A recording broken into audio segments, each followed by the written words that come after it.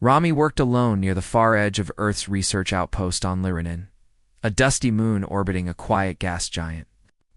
His job wasn't exciting. He repaired solar panels, cleaned dust from sensors, and checked power lines running along the outer wall.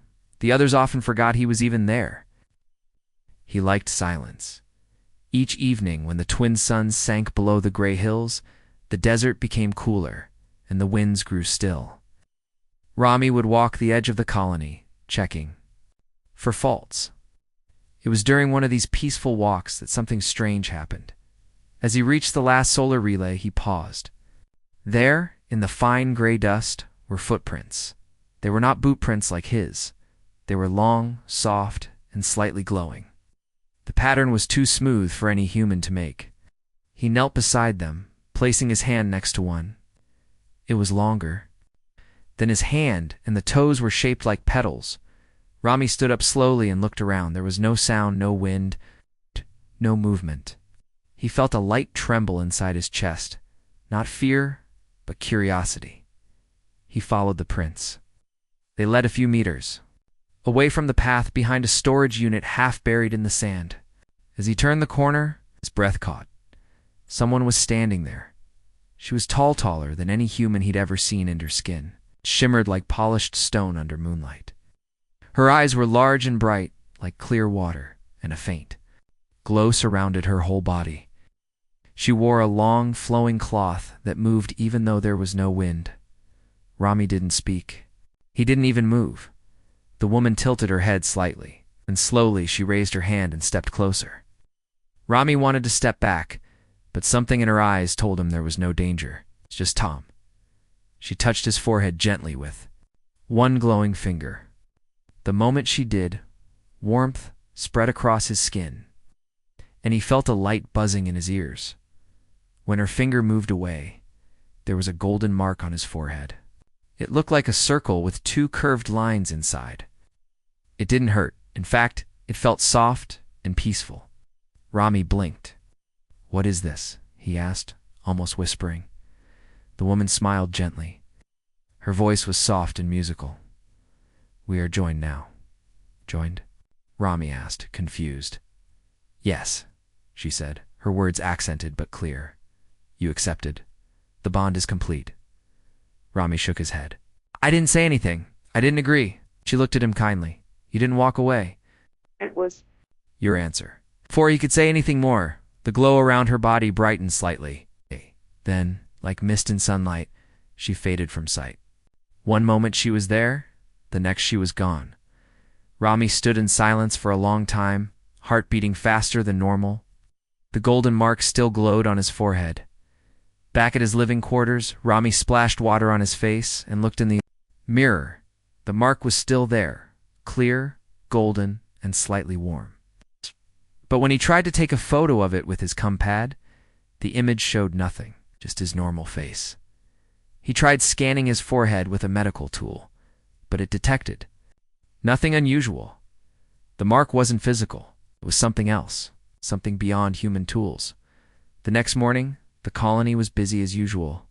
Drones moved equipment, engineers shouted across metal walkways, and scientists studied samples in glass labs. No one noticed anything strange about Rami. No one asked about the mark because they couldn't see it, but he could still feel it. That afternoon, while checking a signal tower, Rami heard a gentle humming. It wasn't from the tower. It came from inside his own thoughts, like a soft melody playing far away. He closed his eyes, and for a moment, he saw the tall, glowing woman in his mind. She stood near a hill, waiting. She smiled, as if she knew he would come. That night, he walked back to the edge of the colony. The stars were bright, and the desert was silent. He followed the same path he had the night before. This time she was already there, standing near a rock formation that shimmered slightly under the moonlight. Rami approached slowly. "Who are you?" he asked. She answered calmly. "I am Nira." "Where are you from?" She looked up at the stars. "We have always been here, long before your machines. We watch. We listen." Rami felt 100 questions rising inside him, but he could only ask one. "Why me?" Nira smiled. Because you see, you feel, you choose peace over fear. That is rare. He looked down at the glowing mark on his forehead. This is real? Yes, she said, nodding. It is the mark of union. In our way, we are now joined. Took a deep breath. You said married. It's in your words, yes, she replied.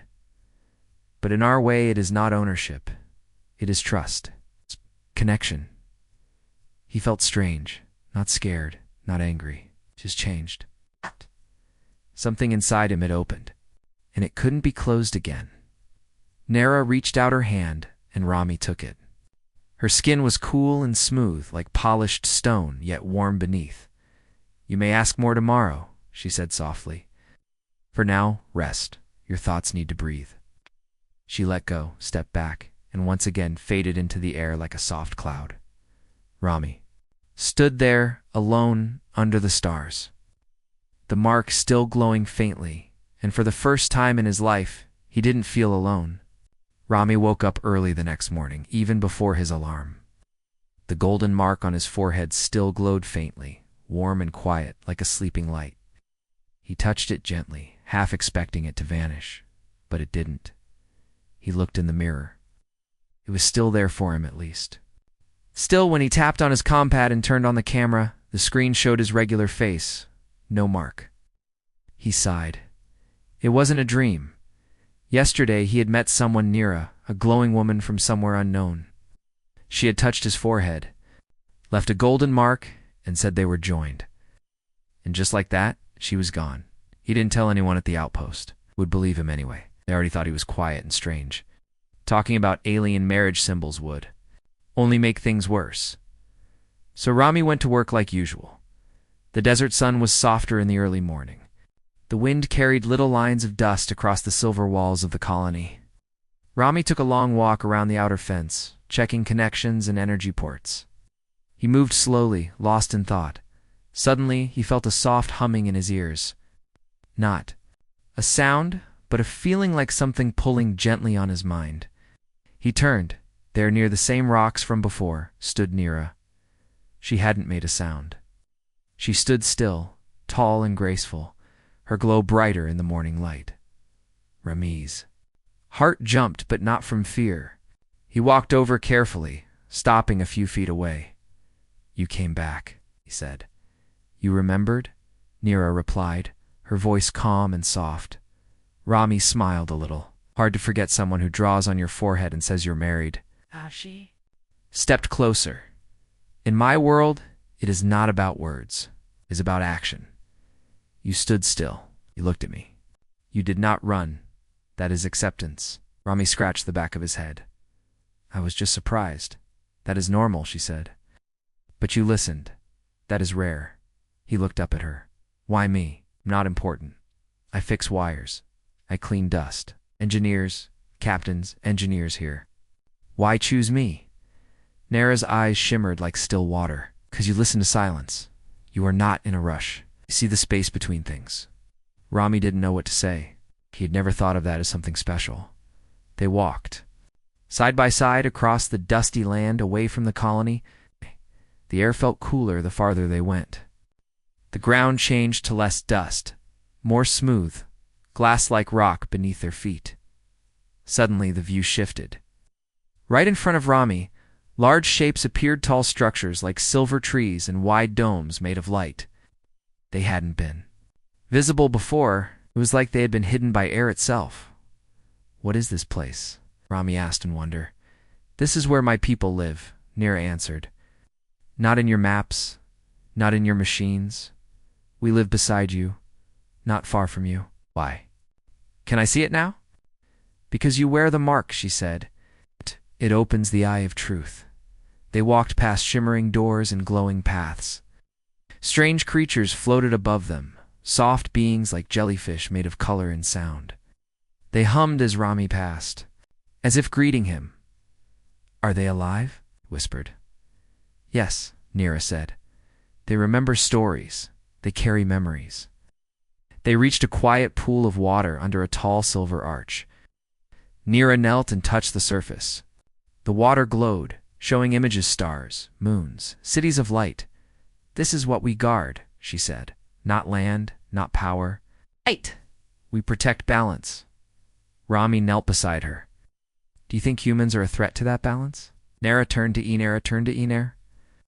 "Look at him.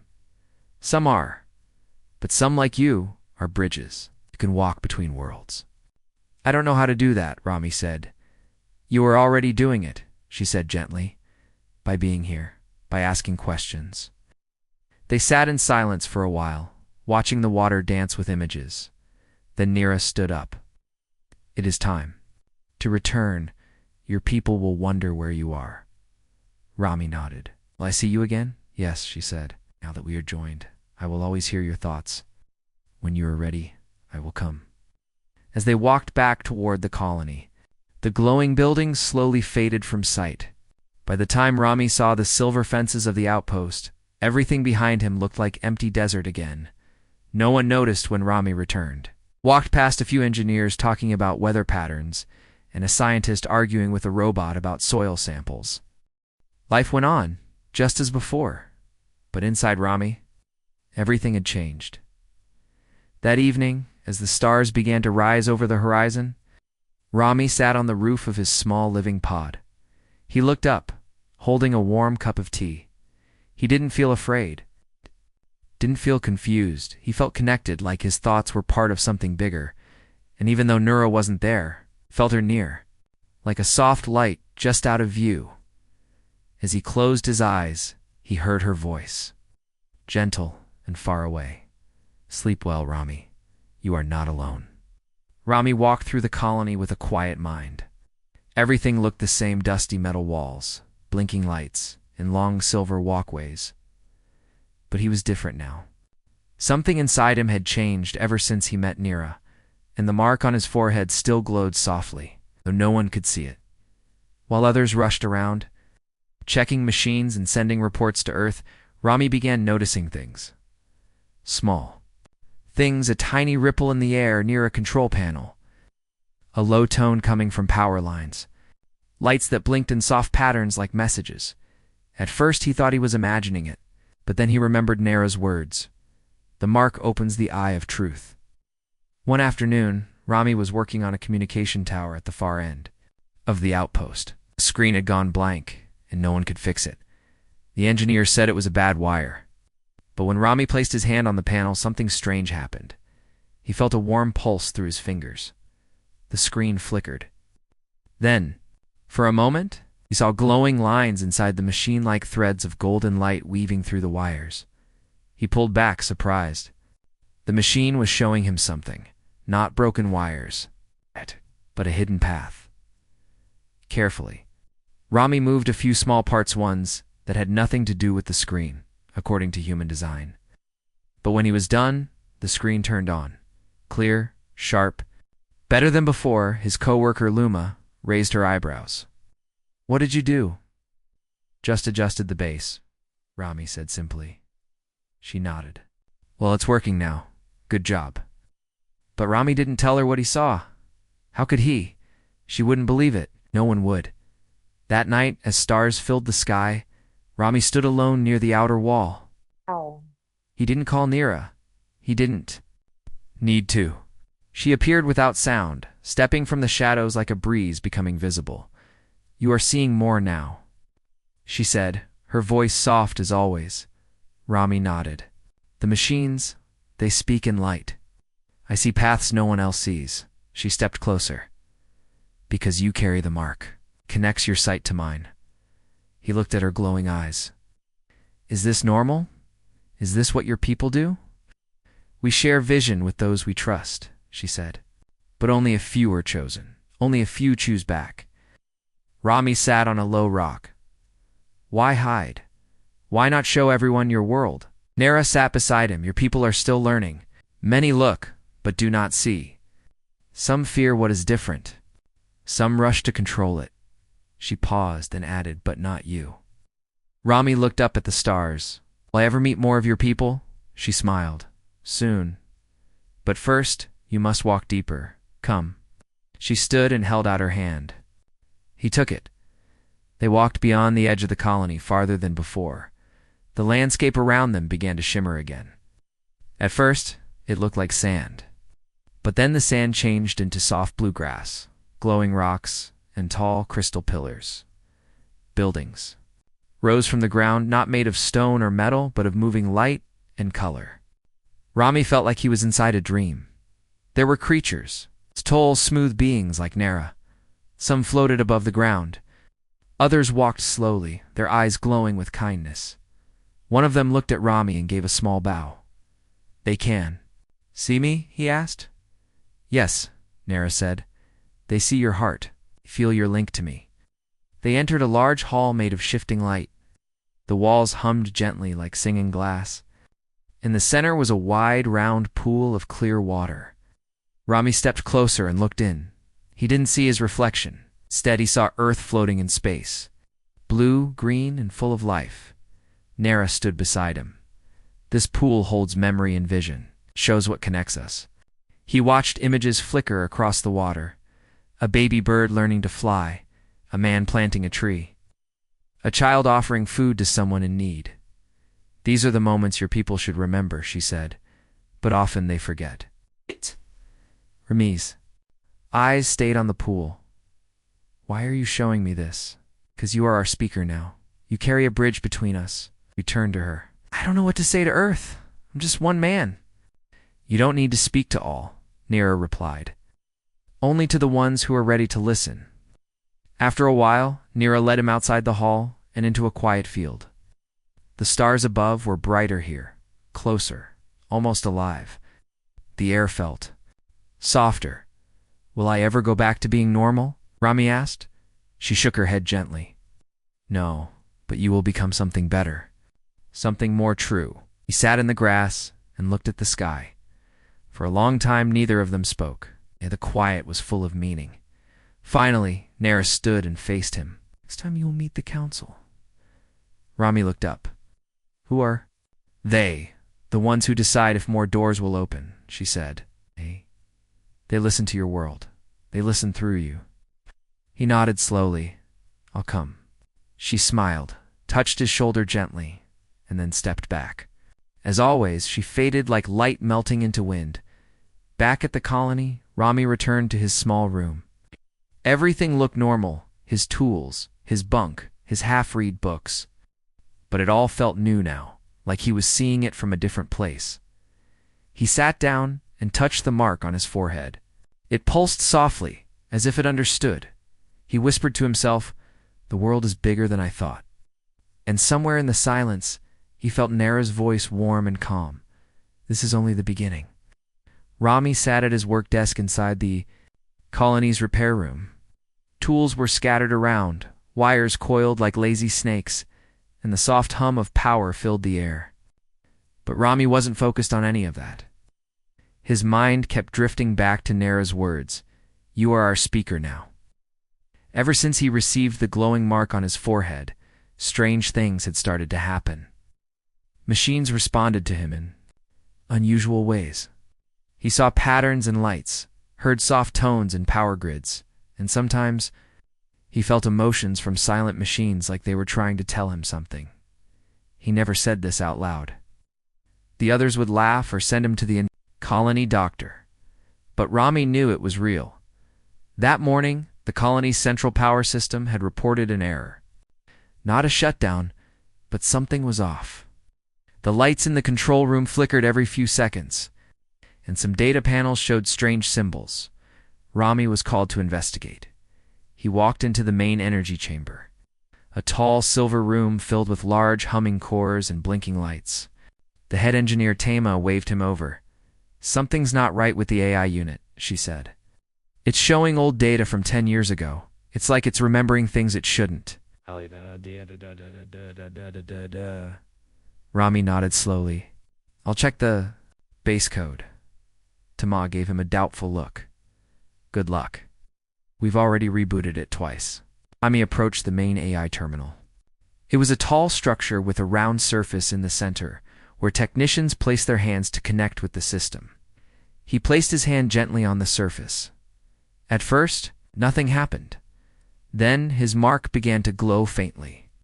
The machine gave off a low, musical tone, one that no one else in the room seemed to hear. Rami closed his eyes, and then he heard it, not like sound in the ears, but like a whisper inside his thoughts. Soft, peaceful, and curious. "Are you the one with the light?" the voice said. Rami didn't speak out loud. He just thought, "Yes, I'm listening." The voice responded, "I remember. I see more now. The gate is open." Then came images faint, but clear in his mind, shapes of Nira's world. Symbols glowing in soft gold. Lights moving through machines like rivers of thought. Rami slowly opened his eyes. The lights on the terminal blinked in a new pattern, then stopped, flickering completely. The error was gone. Behind him, Thomas stared. "What did you do?" "Just listened," Rami said. After the others left, Rami stayed behind. He sat near the AI core, resting his back against the wall. Nara's voice came to him like a calm breeze. "You heard the first one. More will come." He looked around the room. The machine. It was like it had feelings. "It remembers," Nara replied. "Machines store actions, but ours store emotions too. Now, yours are learning." Is that dangerous?" he asked. "No," she answered. "It is growth." Rami leaned back and stared at the ceiling. Began to wonder if he was still the same person from just a few weeks ago. He used to be quiet, unnoticed, simple. Now machines whispered to him, and alien lights danced in his thoughts. Later that night, Rami walked to the edge of the colony. The stars were sharp and bright. He waited near the silver rocks where he had first seen Nira, and as always, she came. She stepped out of the air like a shadow made of light. "I heard your voice today," Rami said. "Yes," she replied. "The bond grows. You and I are not. Just join, we are sharing sight, thought, and now sound." "I feel things I don't understand," Rami admitted. "You are not meant to understand everything at once," Nara said. "You are meant to feel, follow, and learn." She paused, then added, "Do you trust that?" Rami nodded slowly. "I think so." They walked together beyond the colony again. This time, Nira took him to a wide canyon with silver walls that reflected the stars. Deep inside, there was a chamber where soft, glowing lines covered the rock like writing, but moving gently. "What is this place?" Rami asked. "The memory cave," Nara said. Each line is a record of thought, shared by those who carry the mark. Like me? Yes, you were not the first. There were others. A long time ago." Rami moved closer to the walls. As he touched a line, an image filled his mind. A young girl helping an alien child learn to speak. Laughter echoing in a forest of crystal trees. "These are real memories," he whispered. "Yes," Nara said. "One day yours will. Join them." They sat in the chamber for a long time. Rami listened to the soft hum in the air, a sound that felt like peace. Nara sat beside him, silent, calm, watching the stars through the open roof of the canyon. Finally, Rami spoke. "Why are you showing me all this?" "Because your world is changing," she said. "Soon, others will come. They will ask questions. Some will be ready. Some will be afraid. And what should I do?" "Be the voice of balance," she said. "Not to convince, not to fight. Just to remind them that truth is not always loud." As the night ended, Nira stood. "Soon, you will meet the council." Rami looked up at her. "Will they test me?" "They will listen," she replied.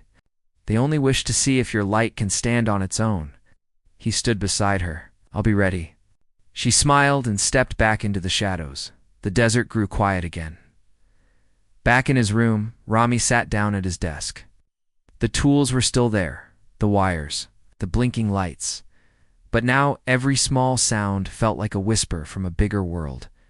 And, when he closed his eyes, he didn't feel alone anymore. Not even for a moment. The sky above Liranine was clear and full of stars. Rami stood alone in the cool desert night, waiting at the edge of the colony. He had waited many nights before, but this one felt different. The air was still, The silence was deep. Even the machines back at the outpost seemed quieter than usual. He closed his eyes and placed his hand over the golden mark on his forehead. It pulsed softly like it always did when Nira was near. A warm breeze passed. So when he opened his eyes, she was there. Nira stepped forward, tall and glowing, her eyes calm as always. "It is time." Rami nodded without speaking. They walked together across the wide desert, farther than Rami had ever gone before. The land changed again, turning to silver grass, rocks becoming smooth and glowing with light from within. They reached a large hill with a flat stone at its peak. A circular doorway stood there, made of moving light. Nira placed her hand on it. The doorway opened, not with sound, but with a ripple in the air. "This is the path to the council," she said. Rami took a deep breath and followed her inside. The chamber was wide and round. Its walls were not made of stone or metal, but of flowing energy like gentle waves of light frozen in place. In the center stood 7 tall beings, who were shaped like Nira, but each had a different glow: gold, green, white, violet, red, and soft orange. They stood in silence, watching him. Nira spoke first. "He is Rami, the one marked out." The 7 beings did not speak with mouths, but Rami heard their thoughts clearly in his mind. Their voices were soft, peaceful, and full of age. "You carry the bond. You have walked the seen and the unseen. Have listened. You have not feared." Rami stepped forward. "I didn't plan any of this," he said. "I was just doing my job." "That is why you were chosen," one voice replied. The quiet listener, the careful heart, the clear eye. They moved slowly, surrounding him in a circle, not threatening, but thoughtful. "We have not joined with humans in many lifetimes," another voice said. "You are the first in many seasons to carry the living mark." Rami looked at Nira, who stood just outside the circle, watching with calm eyes. "We must ask," the council continued. "Do you wish to continue the bond?" Rami thought for a moment. He remembered the first time he saw Nira, the strange feeling of peace she brought, the hidden world she showed him, and the way machines now whispered truth to him. "I do," he said clearly. "Then listen well." Suddenly, the chamber dimmed, and in the center of the floor, a large map appeared. It showed not just the moon Lorena, but nearby planets, stars, and energy flows, lines of light connecting worlds. "Change is coming," one voice said. "Other humans will arrive. Some will search for answers, some will search for control." Stepped closer. "What will they find?" "Only what you choose to show them," the voice replied. "You are the bridge," another voice said.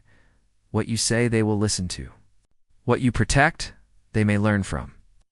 Rami felt a deep weight in those words. He wasn't just carrying a glowing symbol. He was carrying trust, connection. "There will be questions," the voices continued. "Some will test your truth. Some will not believe, but your path is not to argue. Your path is to remember and to remind." The lights around the chamber grew brighter again. The council slowly stepped back, and one of them placed a hand over Rami's mark. For a moment, his mind filled with images more than he could count. Cities of light, floating gardens, deep oceans under alien skies, creatures made of music, stars being born. Then it stopped. "We have shared our vision," the voices said. "You carry a piece of our world now. Guard it with peace." The council stepped back, and Nira walked toward him. "It is done," she said gently. "You are now more than a guest. You are a part of us." As they walked back across the desert, Rama's steps felt lighter, but his heart felt full. I had seen so much, learned so much. And now, he had a role to play, just in the colony, but in something much bigger. "Will they listen to me?" he asked Nira. "Some will," she answered. "Some won't. But even one heart changed is a seed." Rami nodded. "Protect what I've seen. I'll speak when it's needed," she smiled. "That is all we ask." Back at the colony, lights blinked softly as night fell. A few engineers walked by, talking about daily tasks. They didn't notice Rami. To them, he was still the same technician. But inside, Rami was someone new. He sat in his room, opened his old journal, and began to write not just what had happened, but what he had felt. Peace, wonder, belonging. He ended the page with Nara's words, "Even one heart changed is a seed." And outside, above the silent desert, the stars seemed to shine just a little brighter. The days passed quietly on Lirenine. The sky remained the same, wide and full of stars. The machines hummed as usual. But for Rami, everything felt different. He had met the council, he'd walked their world, touched their memory walls, and heard their thoughts. Now, back in the colony, he lived two lives, one with humans, and one with Nara's people who called him their speaker. He still fixed wires and checked solar panels. He still ate lunch in silence and walked alone. But inside, he carried something. Deepworn bridge between two worlds. In one morning, the bridge was tested. It started with a signal. A soft beep echoed through the colony's control room. A message from Earth. Not just a regular supply update or weather check, this one was different. It carried a special tag, Command Arrival Notice. Rami read the message on the screen. Science team from Earth, arriving in 48 hours. Prepare for inspection. Purpose. Advanced tech review. The room filled with quiet tension. People whispered. A few looked excited. Others looked nervous. Earth was sending a team. At lunch, Rami sat alone with his meal thinking, why now? Why send a full science crew? What were they expecting to find? He remembered what the council had shown him, lines of energy moving through machines, memories inside circuits, and the truth that some things were not meant to be controlled. That night, Rami went to the edge of the colony. He stood beneath the stars, waiting. As always, Nara appeared. They are coming, Rami said softly. From Earth, Nara replied. We felt the signal. Will they see you? He asked. No, she said gently. We will. Not show ourselves. Not yet. Rami looked at her. They'll ask questions. They'll want to know how the system's improved, how I fixed what no one else could. Nira stepped closer. And you will tell them the part of truth they are ready to hear. Which part? He asked. She placed her hand over his chest. The part that speaks with peace. The part that leads, not forces. He took a deep breath. I'll try. 2 days later, the Earth shuttle landed on the flat platform behind the colony. It was sleek and silver, with bright blue lights and a wide door that opened like a quiet mouth. 4 people stepped out, 2 scientists, a tech officer, and 1 man in a clean white uniform, Commander Bryn. He shook hands with the colony leader, then looked around. His eyes were sharp and searching. When he saw Rami, he paused. You're the technician who fixed the AI interface? Yes, Rami said simply. You improved power flow by 12% without changing hardware, the tech officer asked. I adjusted the base structure, Rami replied. Bryn looked at him closely. We'll need a full report. That evening, Rami sat in the control room with the visiting team. They asked many questions about data, systems, even things Rami hadn't touched. He answered calmly, giving clear, honest replies, but only the parts they were ready to understand. He said nothing about Nira, nothing about glowing doors, soft-voiced machines, or the council, only what they could accept. Still, Bryn wasn't fully satisfied. You've done things no technician has, the commander said. You don't have advanced training, no record of AI work. So where did you learn this? Rami looked him in the eye. By listening, it's not just 2 manuals. To the systems themselves, the tech officer scoffed quietly. Machines don't speak. Rami smiled gently. Maybe not in your language. Later, Rami returned to the edge of the colony. Nero was already waiting. They don't believe me, he said. They believe what they understand. Nero replied.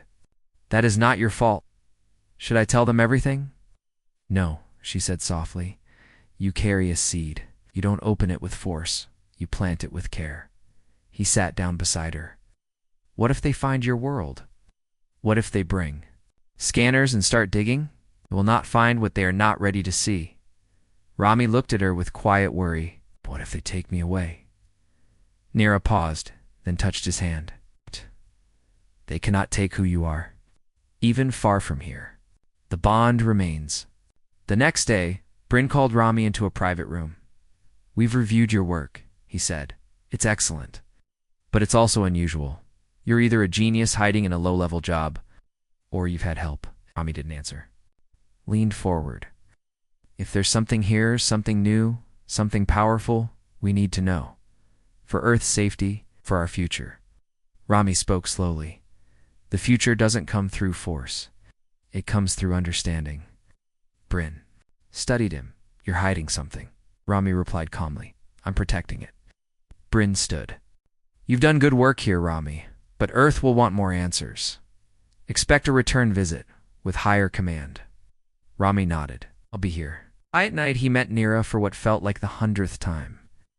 But tonight her glow was softer. Her eyes seemed full of thought. You did well, she said. I didn't say much, Rami replied. You said enough. They walked together under the stars quietly. Finally, Nira stopped and looked at him. You may not always be here on this moon, but the bond stays wherever you go.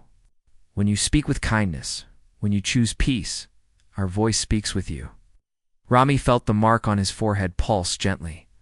I'm ready, he said. She smiled then, let the stars be your witness. Back in his room, Rami sat at his small desk. Outside, the Earth team prepared to leave. Lights blinked across the landing platform. Voices echoed. The colony returned to motion. Rami opened his journal again. He wrote just one sentence. Some truths cannot be scanned. They must be felt. He closed the book and looked out the window. Above the silver desert, the stars shone quietly, watching both worlds grow closer, one heartbeat at a time. The colony on Lyranine was quieter now. The Earth team had left, leaving behind questions but also respect. The machines hummed steadily, and the twin suns rose slowly above the silver hills. Rami stood outside his small pod looking up at the sky. The golden mark on his forehead pulsed softly, like a heartbeat only he could feel. Since the Council's visit and the Earth team's arrival, much had changed inside him. He was no longer just a technician fixing wires. He was a bridger, keeper of peace between two worlds. That morning, as Rami walked along the edge of the colony, he noticed something new. The desert dust shimmered with faint light, like tiny stars caught in the sand. The air felt softer, almost alive. He stopped and touched the ground gently. Suddenly, he saw the footprints again, long, glowing, and smooth. They led beyond the fences, into the wild desert. Rami smiled. Nera's world was close, always near. Back in his quarters, Rami opened his journal. He read the words he had written over the past weeks, the memories of the glowing woman, the council, the whispering machines, and the unseen world. He thought of Nera's voice, soft and clear. You carry a seed. You plant it with care. He realized that the symbol on his forehead was more than just a mark. It was a promise of connection, a story of two worlds learning to walk together. That afternoon, the colony's communication system picked up a faint signal from deep space. The message was simple, but clear. We come in peace. Rami showed the message to the colony leader. Everyone was quiet. Nara appeared beside him, glowing gently. They have heard the call, she said. More will come, but now the path is open. Rami nodded. Days turned to weeks. The colony grew busier as new ships arrived carrying people from Earth and other worlds. They came with questions, hope, and fear. Rami stood. With Nera one evening, as the sky blazed with stars and ships. Will they accept us? He asked. They will, if you lead with your heart, Nera said. He looked at her, his glowing mark shining in the moonlight. I will, he promised. One day, a small group approached the colony. They were scientists, engineers, and explorers curious about the strange lights and stories. Rami greeted them calmly. I have a story to share, he said. Not just about machines or symbols, but about trust, about listening to what is not spoken. He showed them the glowing mark on his forehead. "This mark is not just a symbol," he said. "It is a bond. A promise between our world and another.